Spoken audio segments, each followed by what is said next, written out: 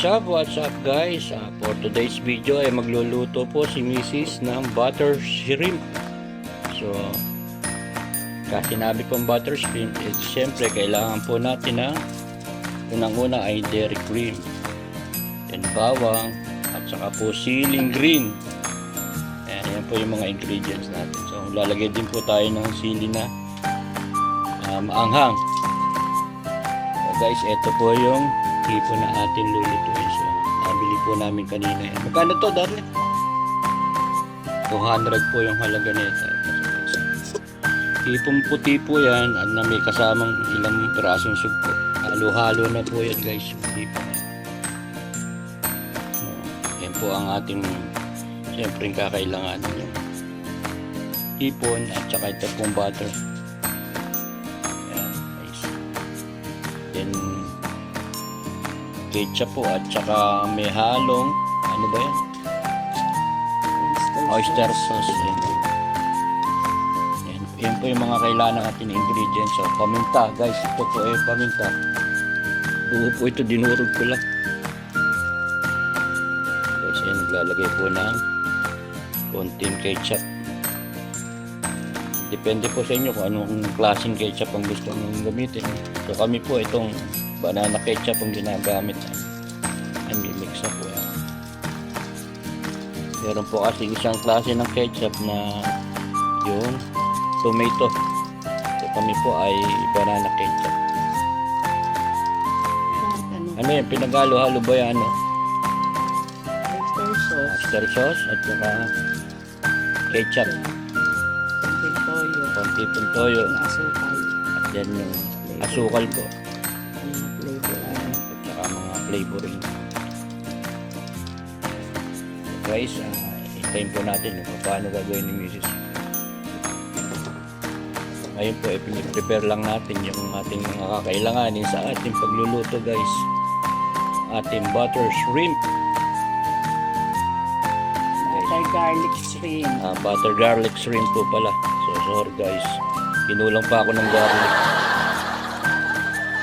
So guys, let's start po. Tayo po ay magluluto na ngayon.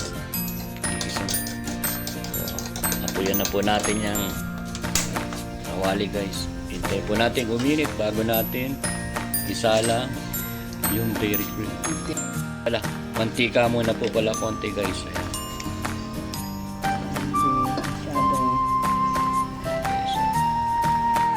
Po, nilagyan po ni Mrs. ng konting mantika yan. So, tutunawin na po natin yung dairy cream. Butter po yan. Marami pong klase ng butter. Kami po ay actually dairy cream yung ginagay mo. Bango guys. So, lagay na po natin ang bawang. Pinipit guys. Kaya po tinawag na butter garlic shrimp po eh. Siyempre kailangan dapat maraming bawang guys. Yan po ang bibigay ng lasa. Guys, ayan po ang unang procedure ng ating pagluluto.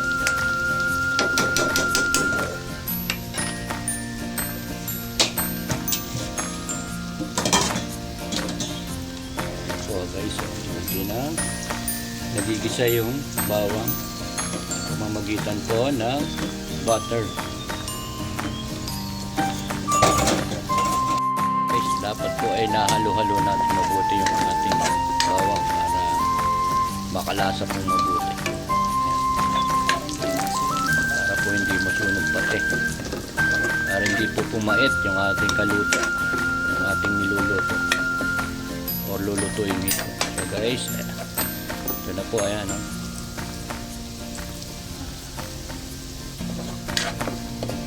Ilalagay na po natin yung hipon. Guys, ayan o. Sa ibang klase pong hipon, mayroong sugpo at may hipon puti.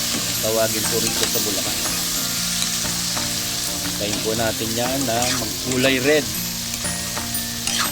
yung hipon.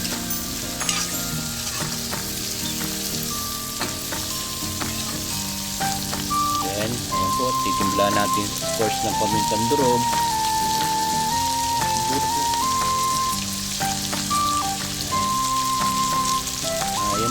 naglalagay ng paminta eh siguro po sa inyong panlasa.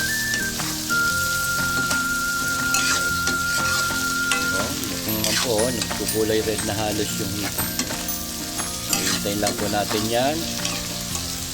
Pulan lahat bago natin ilagay yung ating tinimplang oyster sauce, ketchup, konting toyo, asukal, at iba pa pong seasoning. Guys.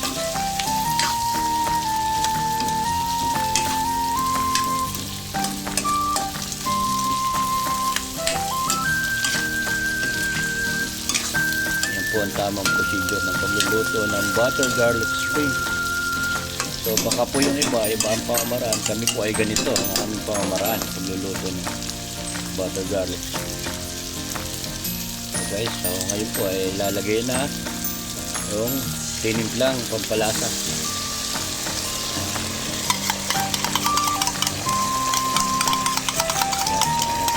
Look at that. Haluin po yan para po lumasa doon sa hipon.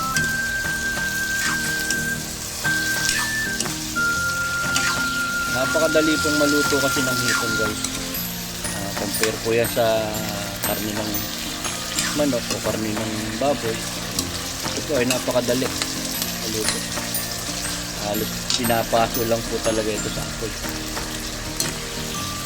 Guys, yung sauce po niya, hintayin lang natin matuyo ng konti para lumasang mabuti sa hipon.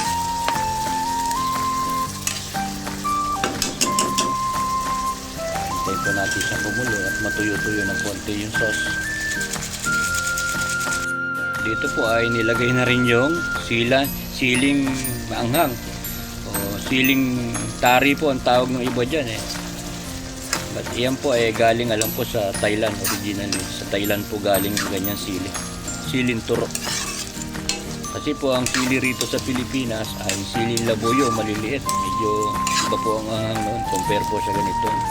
Siling tari kung tawagin. Guys. Tignan nyo po guys. Tatakpan muna po natin.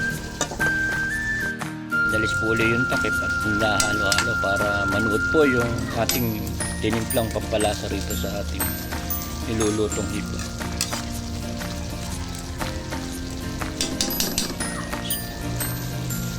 Ayan na po guys. Tingnan nyo. Lalagyan na po natin ang siling pamaksiw. Yan po ay halos luto na guys. Hintayin lang natin magtuyo yung sabaw ang bagya para po ay ready to eat na po yan. Ganyan lang po kadali magluto ng butter garlic shrimp.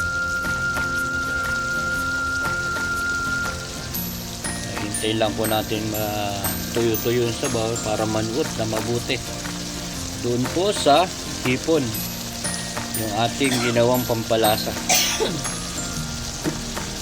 Ayan guys. So guys, again po, kung nagustuhan nyo yung ating video, pasuyo naman po na isang like, share, comment down below, and subscribe na rin po kayo at hit nyo na rin po yung notification bell para always updated kayo sa aking mga upcoming video guys. Again guys, salamat po at mabuhay tayong lahat. God bless! Subscribe to my channel.